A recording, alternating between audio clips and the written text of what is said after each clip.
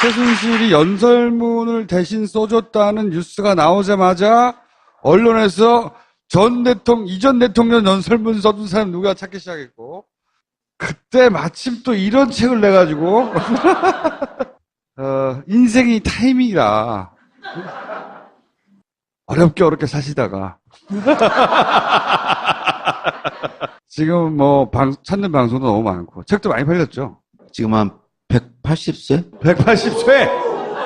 제가 이 파파이스 나오고 나서, 정말 파파이스에서 봤다는 소리를 정말 많이 들었어요. 근데 최근에 와서 이제 그런 얘기를 별로 안 더라고요. 그래서 파파이스 다시 나갈 때가 좀. 전에 페이스북 보니까 공항 같은데 일부러 일찍 가신대요. 그래서 나를 얼마 만에 한 번씩 알아보는 사람이 있나. 되게 여기 올 때도 이제 여러분이 알아보셨고요. 네. 되게 한 100명 중에 한 7, 8명은 알아봅니다. 대단한 거죠, 그러면. 되게 저를 알아보는 분들은 되게 선하세요. 그리고 정말. 예, 그리고 의사 표현이 적극적이시고 근데 되게 이제 알아보는 저를 아는 체 하는 이유가 나도 노무현 안다. 나도 노무현 좋아한다. 우리 같은 동지다. 그래서 그런 마음에 사는 것 같고, 그런 게 저도 이렇게 뭉클하고요. 다큐멘터리 노무현입니다에서도 꽤 많은 비중으로 출연하셨잖아요. 거기에 이제 신 스틸러라고 김제동 역할을 대신했다고. 원래 김제동 씨도 인터뷰를 하려고 그랬어요, 감독이. 네. 근데 이제 저를 하고 나서 김제동 필요 없다. 이걸로 충분하다. 감독께서 저보고 오달수를 찾았다고. 그래서 제가 시사회를 한 5번 했거든요. 그런데 저도 모르는 재능을 파파이스에서 원래 찾았어요.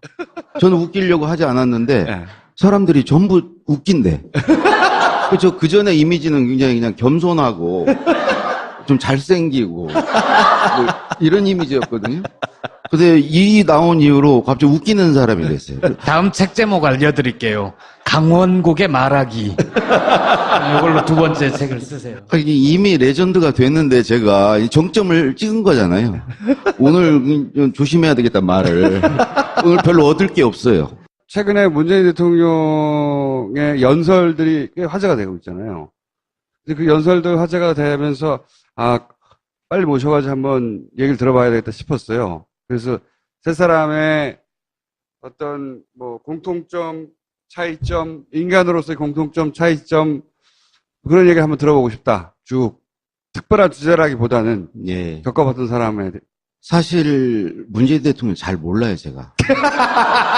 5년간 이제 5년 중에 비서실장, 민정수석, 시민사회 수석 하셔서, 그러니까 청와대 울타리 안에 같이 일은 했지만 별로 존재감이 없으셨어요. 그래서 그분은 이렇게 나대는 걸 별로 안 좋아하시더라고요. 나대는 걸. 제가 보신 이제 김대중 노무현 대통령님은 앞에 나서는 걸 좋아하시는 분이에요. 이런 얘기를 해서 될지 모르겠지만 굉장히 인정 욕구가 강하신 분들이에요. 그걸 오히려 에너지화해서 활동도 하시고 여러 가지 이렇게 하시는 분들이죠. 한마디로 이렇게 노무현 대통령님이 왜 이렇게 독서를 열심히 하고 학습광이고 메모를 하시고 이런가 했더니 그 공부한 거를 아는 채 하시고 아니 정말이에요. 항상 이게 호주머니에서 메모한 걸 꺼내셔가지고 저보고 자네는 이런 거 아나?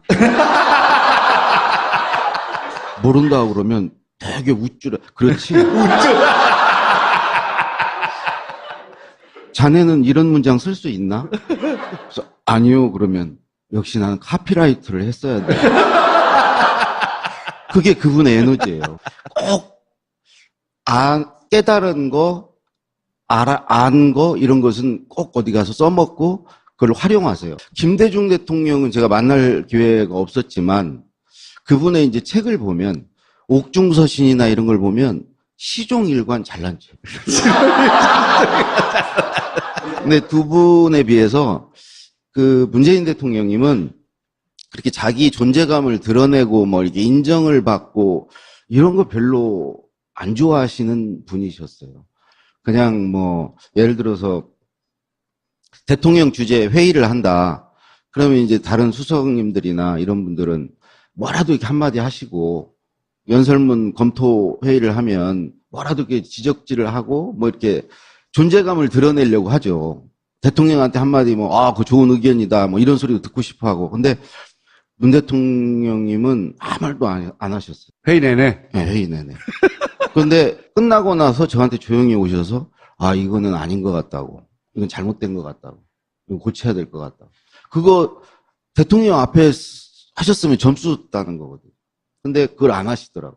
나를 배려한 건지 그냥 나는 그런 얘기 안 해도 어차피 뭐 노 대통령하고 가까운 관계니까 내가 뭐 거기서 이렇게 존재감을 드러낼 필요가 굳이 없어서 그러셨는지 모르겠지만 그런 거 안 하셨어요. 그래서 아예 그분은 이렇게 그래서 난 정치를 하실 수 없지 않을까. 왜 정치인들은 그거 좋아해야 하거든요. 그렇죠. 정청래, 정봉주, 안민석, 계보가 쫙 있거든요. 아니, 정말 그런 성향이 있어야 하는데 전혀 그런 게 없으신 것 같아요. 그게 가장 큰 특징입니까? 직접 겪어본? 대통령 역사상 해방 이후에 이렇게 대통령 연설에 국민들이 주목하고 열광한 일이 없었어요. 네. 그렇죠. 네, 감동받고. 연설문은 그냥 연설을 했구나지. 그 내용을 다시 읽어보고 그런 거 없죠. 신문 헤드라인으로 그냥 들은 거죠. 네, 네. 신문에서 제목 뽑은 걸로. 연설했대. 네.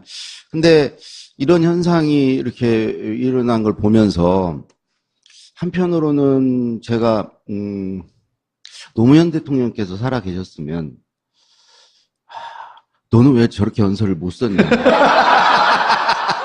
아니, 그런 생각을 말씀은 안 하셨겠지만 속으로 연설비서관을 그때 잘못 뽑았구나. 지금 신비서관이 신동호 비서관이 좀 진짜 연설을 잘 쓰는 것 같아요. 근데 연설이 그게 이제 제 문재인 대통령님 스타일을 아는데 예전에도 이제 비서실장 연설 뭐 이렇게 써드리면 꼼꼼히 다 고치세요. 결국은 이제 그게 신비서관이 뭐 시인 출신이고 어떤 감성을 넣은 연설을 썼겠지만 결국엔 문재인 대통령의 연설이고 되게 이 노무현 대통령, 김대중 대통령은 담론 중심이었어요. 큰 걸 얘기했어요. 근데 문재인 대통령 보니까 사람을 얘기해요. 이렇게 개별화해서 예를 들어서 5.18 연설에 이렇게 4명을 열사들을 거론하고 그게 또 이제 그 연설 이후에 가서 이렇게 껴안고 이런 것까지 자연스럽게 이런 게 되고 우리 노무현 대통령님은 일종의 투사의 어법이었거든요. 진보의 어법과 보수의 어법이 좀 달라요. 진보는 뭔가를 바꿔야 되고 하기 때문에 막 지르고 뭔가 이렇게 파격 그리고 주목을 받고 이런 거거든요. 근데 그냥 점잖게 얘기하면 아무도 안 들어요. 효과가 없어요. 아주 자극적인 단어를 써야 되고 이래야 뭔가 이렇게 바뀌고 이제 이러기 때문에 그 내용도 그렇고 형식도 그렇고 진보의 어법을 썼죠. 근데 문재인 대통령을 보니까 아젠다는 진보의 아젠다인데 담는 그릇은 보수의 어법을 써요. 그게 굉장히 뭐 품이 있다, 품격이 있다는 소리를 듣게 만드는 요인이고 그다음에 우리 때는 개혁 의제를 중심으로 다뤘거든요.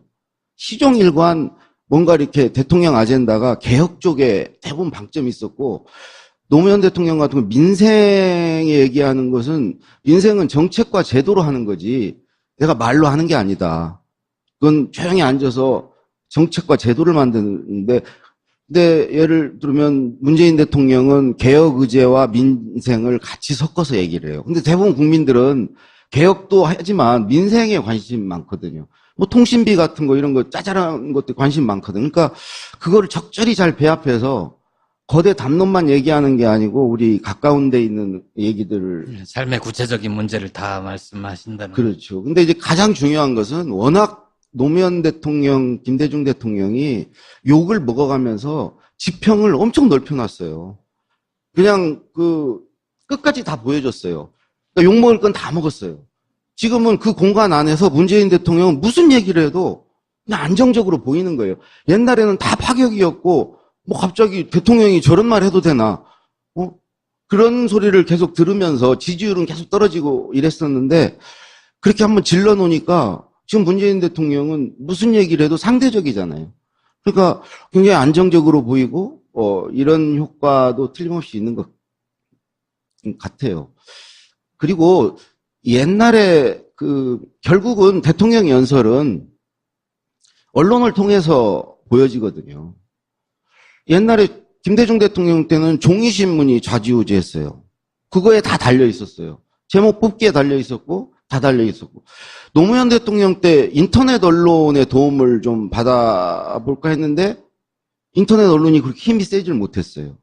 오마이뉴스나 이런 게 종이신문보다 힘이 세질 못했어요. 근데 지금은 이런 파파이스 같은 거 이게 더 힘이 세져 버렸어요. 이건 인터넷 언론도 아니고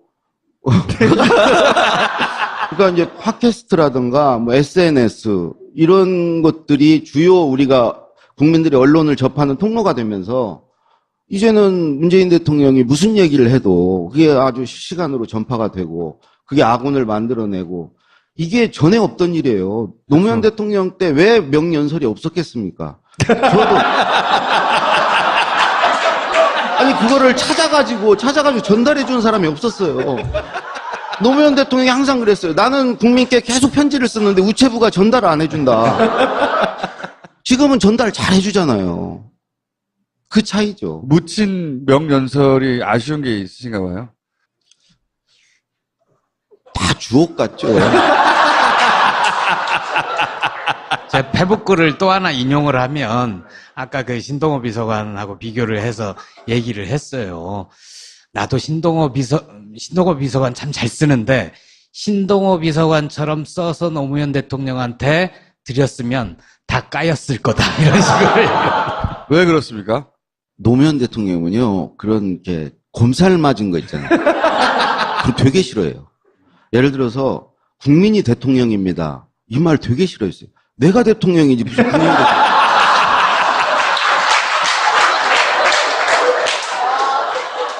이번에 근데 계속 쓰시더라고요. 문재인 대통령은 국민이 대통령을 쓰시고 미국 가셔서도 여러분이 대한민국입니다. 이런 은유를 많이 쓰시고 그런데 그 선거 때 나온 카피였잖아요. 대통령 되기 전에 나온. 노무현 대통령이 그 카피로 썼는데 선거니까 내가 그 용인했는데 이제 쓰지 마라.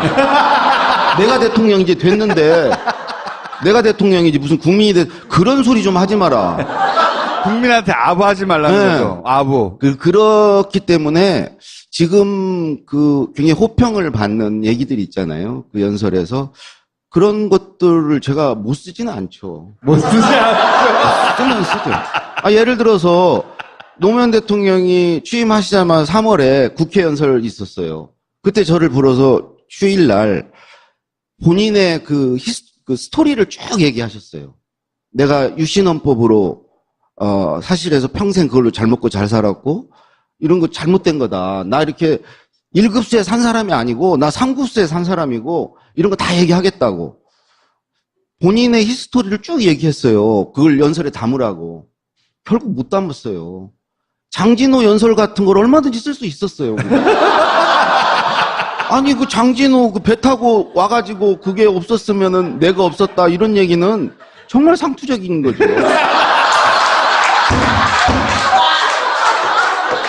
근데 왜 못 쓰셨어요?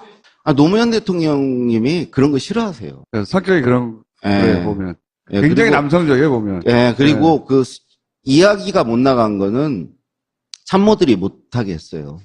왜 그런 얘기 하시냐고. 뭐 3급수에 살았고 이런 얘기 왜 하시냐고. 그다음에 우리 안희정 지사가 나중에 짊어진 거 내가 다 한 거라고 다 얘기를 하라고 다 얘기도 해주셨어요. 네. 그거 다 넣으라고 연설에. 그래서 다 털고 가겠다고. 내가 다 책임지고 지금은 내가 소추 대상이 아니니까 퇴임 후에 이거 다 책임지겠다고. 그러니까 안희정 지사 그 사람 잘못 없다고. 근데 막 열심히 받아 적었는데 나중에 다 빼래. 그걸 다 만들었는데 비서실장이랑 이런 분들이 그거 다 빼라고. 그래서 또 안희정 지사께서도 그때 절대 하지 말라고 그러셨고, 그래서 결국 다 빠졌죠. 그러니까 충분히 이 정서적으로 호소할 수 있는 글쓰기도 가능하고. 그럼요. 저도 원래 그런 걸 잘 쓰는 사람이에요. 옛날에 김우중 회장도 올리고, 여러 사람. 김우중 회장이 부인께서 신사임당상 받으셔서 부군이 나가서 축사를 해야 돼요. 네. 근데 그 당시 두 분 관계가 안 좋았어요. 그래서 부인이 그 여사께서 울어야 된다. 축사를 듣고 감동해서 울어야 된다. 울어야 된다. 그래서 내가 열심히 썼어요. 네. 김우중 회장 본인이 읽다가 우셨어요. 아니 이 정도 쓸 수 있으면 그거 얼마든지 가능하죠. 그 공식이든 비공식이든 전체를 통틀어서 노무현 대통령 시절에 지금 연설 기법과 유사한 유사한 어떤 연설은 단 한 번도 없었어요? 좀 정서적으로 접근하고? 그분은 그냥 논리예요, 논리. 논리. 논리와 근거. 이런 거지, 이렇게 소프트하고, 이런, 정서적으로, 감정적으로 이렇게 접근하는 거, 이런 거. 예를 들어서 시장 가서 상인들 손잡아주고, 이렇게, 그런다고 시장 상인의 삶이 좋아지냐. 그런 거 좀 하지 마라. 괜히 우리 때문에 민폐 끼친다. 예, 그런 기조였기 때문에. 가식, 쇼, 예, 예. 보여주기. 예. 그런 것에 대해서 아주 알레르기. 알레르기가 있었던 분이고, 보면 굉장히 남성적이고. 근데 사실 감수성이 풍부하고 섬세하기도 하잖아요. 엄청 그러시죠. 예. 눈물도 많으시고, 이렇게, 기본적으로 세 분의 공통점은요, 한 두 가지인 것 같아요. 기본적으로 성실하세요. 세 분 다 정말 성실하세요. 그러니까 아랫사람들이 힘들어요. 일을 많이 해야 돼요. 그리고, 따뜻해요.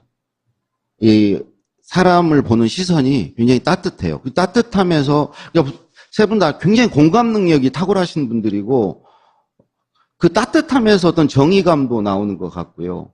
그런 치열함, 이런 것도, 그러니까 성실하고 그러다 보니까 그 따뜻한 거와 결부되니까 매사에게 치열하고, 열심이고 최선을 다하고, 이런 부분은 굉장히 공통점인데, 좀 차이점이 있다면, 김대중 노무현 대통령님은 보다 문재인 대통령님이 경청을 잘 하시는 것 같아요. 듣는 거. 되게 노무현 대통령님도 그러고 김대중 대통령님도 이렇게 말을 많이 하시는 스타일이시, 이렇게 별로 듣는 걸 많이 하시진 않았어요. 하고 싶은 얘기를 하시는 스타일인데, 문재인 대통령 가만히 보면 경청을 잘 하시는 스타일. 본인한테 말도 안 되는 요구를 해도 일단 다 들어줘요. 나중에 반박을 할지언정. 근데 내가 이렇게 보면 안에 뭔가 심지가 아주 결기가 있으신 분이에요. 되게 이제 우리 김대중 노무현 대통령은 정치인이셨잖아요. 연설을 쭉 해오신 분이고 연설 스타일도 있으시고 여러 가지 이제 대신에 아무래도 정치인이다 보니까 현실 상황을 많이 고려를 하고 때로는 타협도 하고 이런 게 여지가 있으시죠.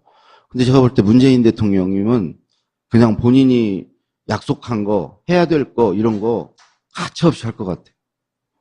지금 무르게 받다가는 이제 크게 당할 수 있어요. 오히려 두 대통령님보다 타협 없이, 이렇게 이룰 걸 다 이루는 쪽으로 하실 수 있는 분인 것 같아요. 최근에 문재인 대통령 연설을 들으면서 비웃었다든가, 야, 저게 뭐야, 라든가, 아니면, 야, 기술이 좀 약한 거 아니야, 라든가. 이런 거에 말려들지 말고. 그러니까, 노무현 대통령을 우리가 추억하고, 그러면서 이게 마음에 계속 담아뒀는데, 이게 현실에 노무현이 있는 거예요. 눈앞에서 노무현이 매일 문재인 대통령. 그럼 노무현을 계속 보여주는 거예요. 그래서 정말 노무현한테 잊혀지지 않을까. 이런 생각이 들고, 잊혀지면 나는 뭘로 먹고 사나. 연설 비서관 비서로 들어갈 수 있잖아요. 아, 거기요? 예, 다시, 청와대. 그건 문재인 비서실장께서 말씀은 안 하셨지만, 예. 계속 제가 노무현 대통령 혼나는 걸 옆에서 다 지켜봤어요. 아마 쟤는 안 되겠구나. 청와대로 들어갔을 가능성은 없어요, 이제? 불러줄 리가 없고요. 그리고 지금 신동호 비서관이 너무 잘하고 계시고, 그래서 이렇게 쭉 그냥 계속 잘하셨으면 좋겠어요. 신동호 비서관 글쓰기의 약점은 뭡니까? 할 말은 많은데요. 예. 지금 잘하고 있는데 뭐. 아니, 너무 잘하고 있기 때문에 아무도 신동호 비서관 글쓰기에 대해서 뭐랄까, 이렇게 더욱 잘하라고 지적해주는 분이 없어가지고. 자꾸 잘한다 하니까 거기에 말리면 안 돼요. 왜냐면 계속 잘한다 하면은 그 틀에 갇혀요. 예. 그러면 노란할 수 있어요. 그러니까 하고 싶은 얘기를 해야 되는데 칭찬을 받으려고 하면 그 칭찬받는 쪽으로 이렇게 쓰게 되거든요. 때로는 욕먹을 각오로 써야 되거든요. 네. 이제 욕먹는 순간을 맞아야죠. 언제까지 칭찬받겠어요. 그거를 용기 있게 뚫고 나가야 되는데 이거에 계속 안주하면서 길들여지면 빨리 욕먹기를 원하시는군요. 그 연설비서관이 오래 못해요. 진입하고 좀 바꿔줘야 되는데 예를 들어서 누구로 바꿀까요? 아니 민주정부 3기를 다 연설을 했다. 이런 기록도 되게 중요하잖아요. 아니 우리 역사에 아니, 글쓰기의 약점이 뭡니까, 그러니까? 글쓰기 약점이. 그분 글쓰기에. 자꾸 이렇게 남들이 이렇게 좋아하는 글을 쓰려는 네. 너무 감동적으로 쓰려고 하고 네. 그런 쪽으로 가다 보면 계속 그렇게 가거든요. 덜 감동적으로 써라? 지금이라도 정신 차리고 이 정도 호평을 받았으면 됐다. 이제 쓸 걸 쓰자 이래야 되는데 네. 계속 말리면 네. 안 되죠. 그런 위험 징후를 느끼십니까, 최근에? 아니 너무 평이 좋으니까 네. 그게 오히려 위험한 거죠. 저같이 계속 혼나고 그러면 그게 이제 채찍이 필요해요. 예. 그러면 큰 사고 칠 수 있어요. 너무 칭찬받다 보면 막 잘한다 하다가 한 방에 큰 사고를 빵 칠 수 있어요. 그러면 나한테 기회가 온다. 원래 아시는 사이세요? 아니요, 전혀 모르는. 한 번도 본 적이 없어요. 그분은 저를 아시겠죠? 대통령 글쓰기 다음 책은 없어요? 그 강원국의 글쓰기. 강원국의 글쓰기로? 네. 강원국의 말하기 이런 건 안 나옵니까? 이제 뭐 그게 같이 어차피 말과 글은 이제 같은 거니까 이제는 제 거를 낼 때도 이제 된 거가. 그 정도 지명도도 있는 거. 그러면은 마지막으로 강원국의 글쓰기 비법 한 가지만 얘기하고, 왜냐면 앞으로 나올 책이니까. 강원국의 글쓰기 비법은 이런 거야. 잘못 알고 있는 게 많은데 말이지. 그거 하나만 딱 정리하고 가지고. 저는 정말 타고난 게 없고 독서도 안 해서 이제 유시민 작가가 갖고 있는 그런 거는 그건 비법이 아니에요. 뭐 이렇게 많이 읽어라, 많이 써라. 저는 아주 구체적으로 갖고 있어요, 비법을. 근데 독서 않고 재능을 타고나지 않은 사람이 글 쓰는 방법. 유시민의 글쓰기 특강은 그럼 잘못된 특강이에요? 배울 게 없어요. 아니, 정말 배울 게 없는 게. 배울 게 없어. 그거는 워낙 그분이 독서도 많이 하고 타고나신 분이에요. 그런 분은 없어요. 우리의 그 사정을 몰라요, 그분은.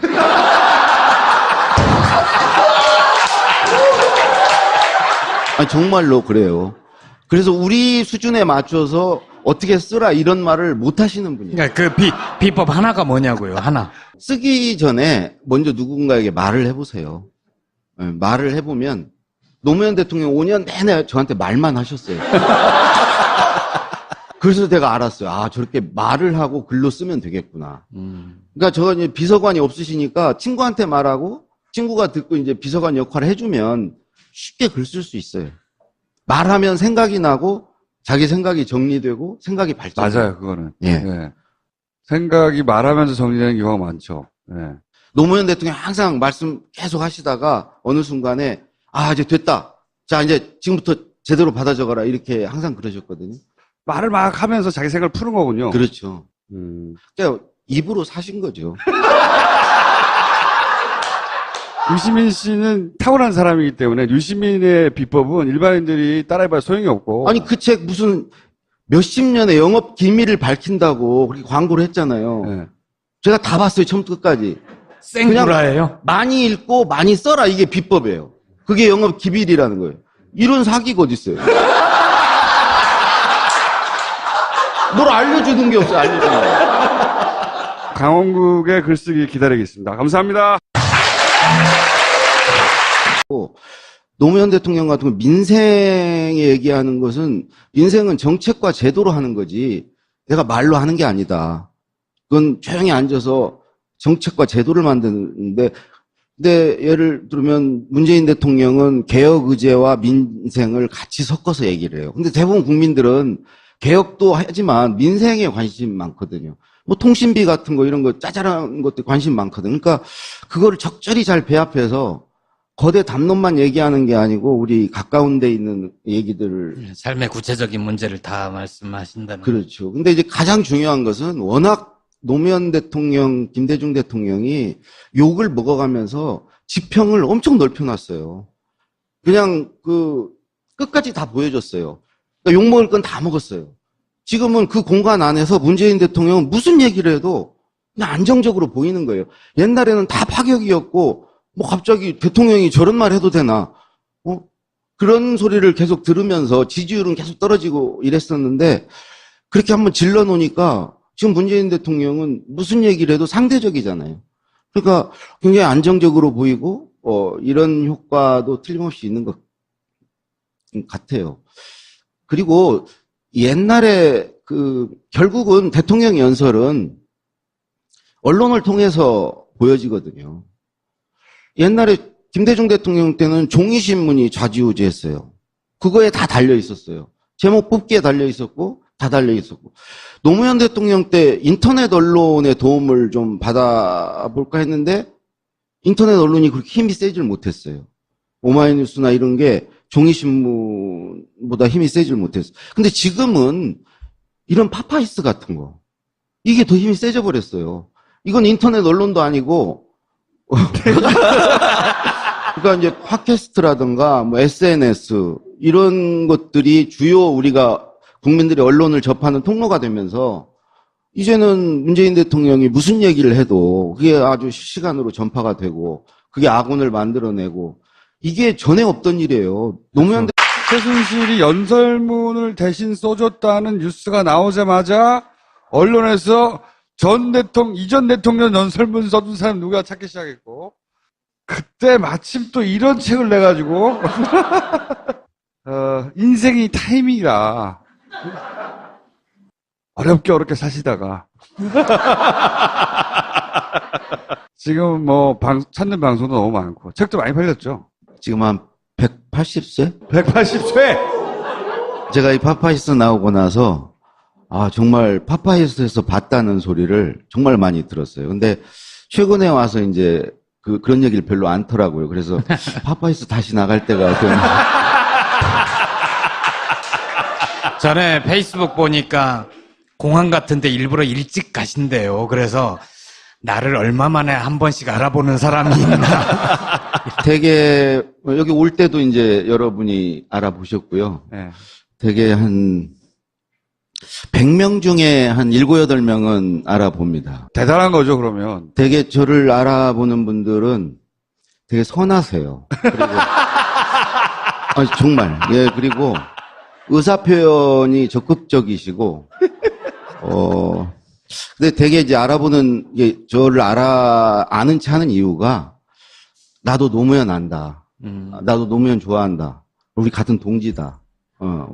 그래서 그런 마음에서 하는 것 같고 그런 게 저도 이렇게 뭉클하고요. 다큐멘터리 노무현입니다에서도 꽤 많은 비중으로 출연하셨잖아요. 거기에 이제 신 스틸러라고 김제동 역할을 대신했다고. 원래 김제동 씨도 인터뷰를 하려고 그랬어요, 감독이. 네. 근데 이제 저를 하고 나서 김제동 필요 없다. 이걸로 충분하다. 감독께서 저보고 오달수를 찾았다고.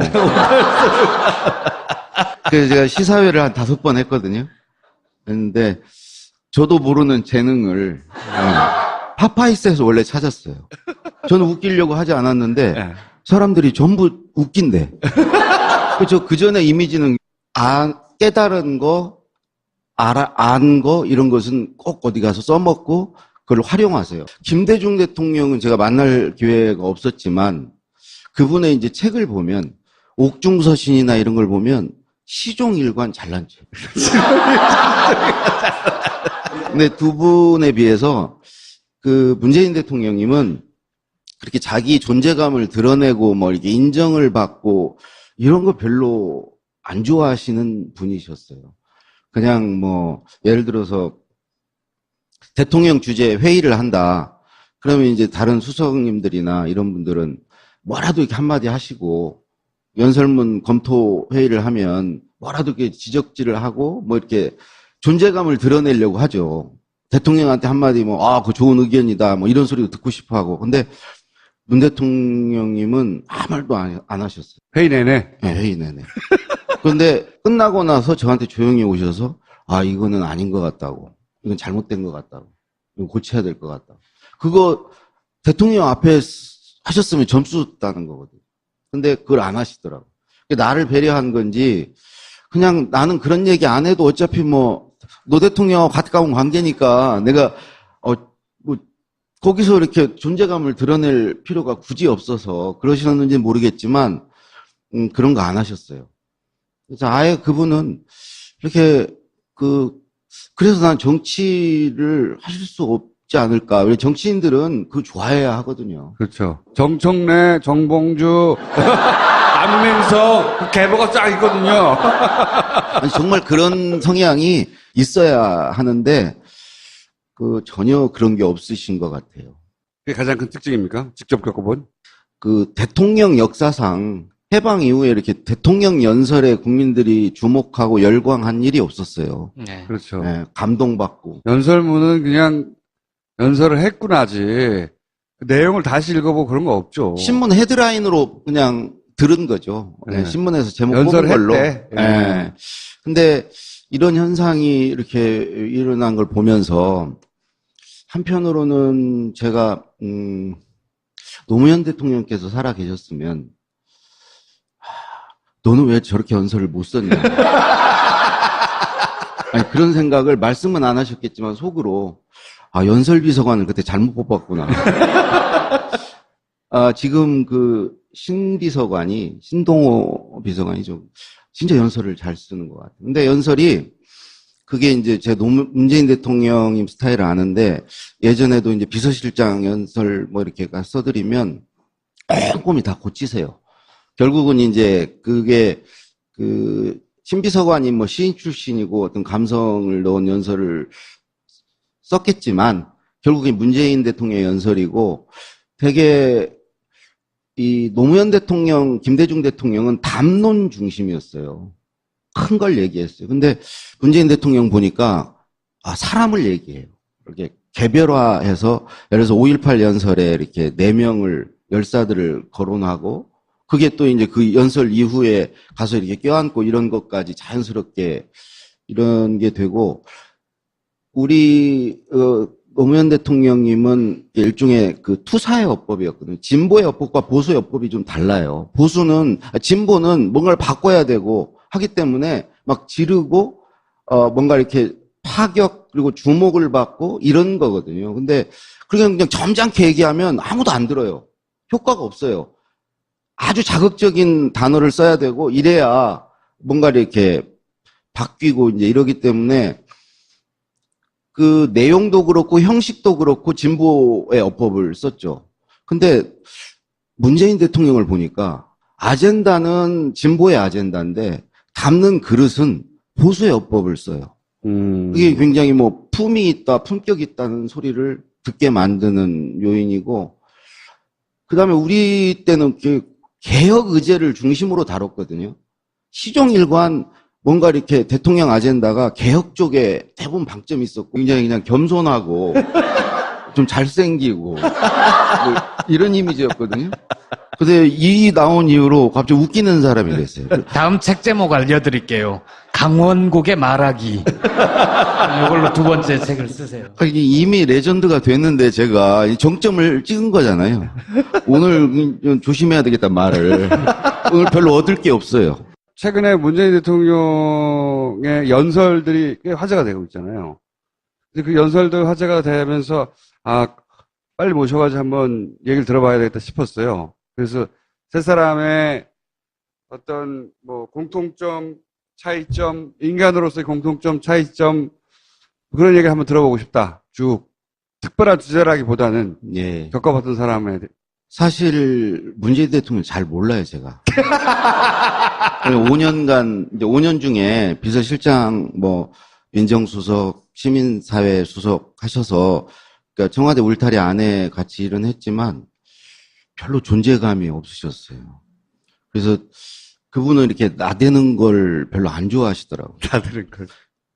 제가 보신 이제 김대중 노무현 대통령님은, 앞에 나서는 걸 좋아하시는 분이에요. 이런 얘기를 해서 될지 모르겠지만 굉장히 인정 욕구가 강하신 분들이에요. 그걸 오히려 에너지화해서 활동도 하시고 여러 가지 이렇게 하시는 분들이죠. 한마디로 이렇게 노무현 대통령님이 왜 이렇게 독서를 열심히 하고 학습광이고 메모를 하시고 이런가 했더니 그 공부한 거를 아는 채 하시고 아니 정말이에요. 항상 이게 호주머니에서 메모한 걸 꺼내셔가지고 저보고 자네는 이런 거 아나? 모른다 그러면 되게 우쭐해. 그렇지? 자네는 이런 문장 쓸 수 있나? 그래서 아니요. 그러면 역시 나는 카피라이트를 했어야 돼. 그게 그분의 에너지예요. 꼭